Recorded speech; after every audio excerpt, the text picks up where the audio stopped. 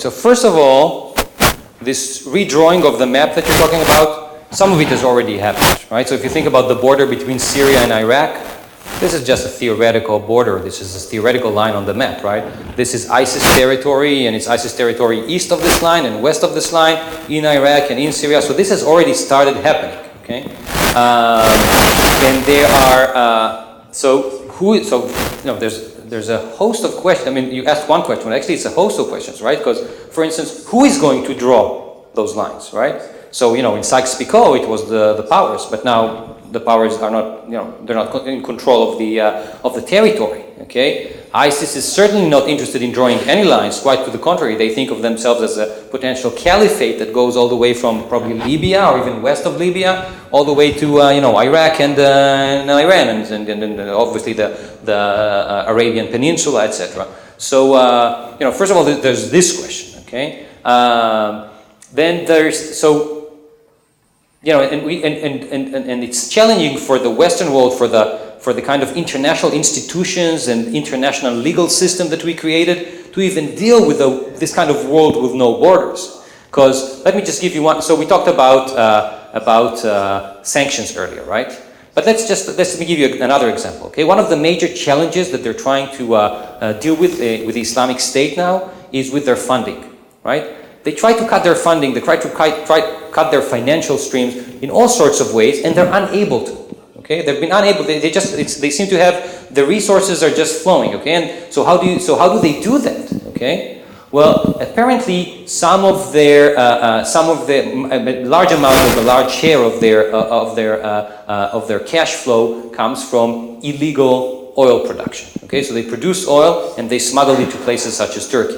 Okay, so if you think about it, if they are able to smuggle it to Turkey, it means that it's not just the line, the border, or the line on the map between Syria and Iraq that is porous or non-existent.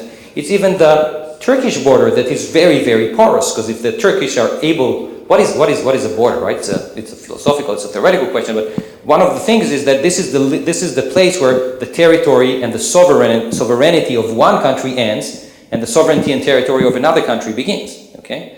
But the Turkish are, and in this case, the Turkish are a part of the Western Alliance, are the part of NATO, right? They are supposed to keep their border sealed, but no, it is porous. Actually, they are using oil that comes from ISIS, which means that it's not just the border between Iraq and Syria; it's also the Turkish border. Okay. Beyond that, another source of income that means that the Americans and the Western coalition is unable to see the financial flow is that they are taking advantage of the locals. Okay, they kidnap women and then ask for money to return them. They kidnap kids and ask for money to return them. Okay, they take over local banks. Okay, one of the major advancements of ISIS, if I remind you, was when they took over Mosul. Okay, one of the biggest cities in Iraq, and part of the reason why was that they took over the bank there.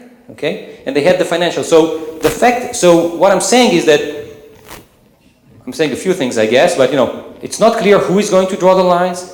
But it's quite clear that even the lines that we think that are blurred now, there's more than that. Okay, there's more borders that are porous, that are not as firm as maybe we would like them to be, as the international community would like them to be, that would help us draw the lines. Where is all that going to? Well, that's and if you think about it, those problems are now at the back door of Europe. Okay, we mentioned the refugee crisis earlier today. Okay. The part of the reason why the European nations are so concerned about the Syrian crisis all of a sudden is that it's clear that if you don't deal with it over there, you will have to deal with the consequences over here.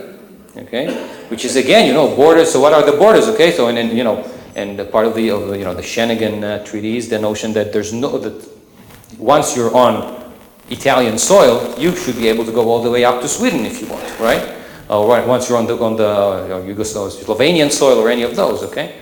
So the question of borders is very interesting. The question and I know that I'm also asking questions, not just answering questions, but how do national identity and sovereignty maps onto borders, okay? These are things that are going through a major upheaval now, okay? There's lots of, power that's, up for grabs in the Middle East now. The Russians are stepping in because they want to they want to influence how this unfolds. They want to influence how the borders, for them, for the Russians and the Iranians, the allies of Bashar al-Assad, they would like to return things back to day one. They would like Bashar al-Assad to have control over the entire territory of Syria, over the entire trapezoid of Syria, right? This is extremely unlikely. It's extremely unlikely because it's not clear how you drive out the Islamic State, for one. But even beyond that, the Americans don't want that to happen. They don't want to have the same kind of borders under the control of Bashar al-Assad. They want Bashar al-Assad out, okay?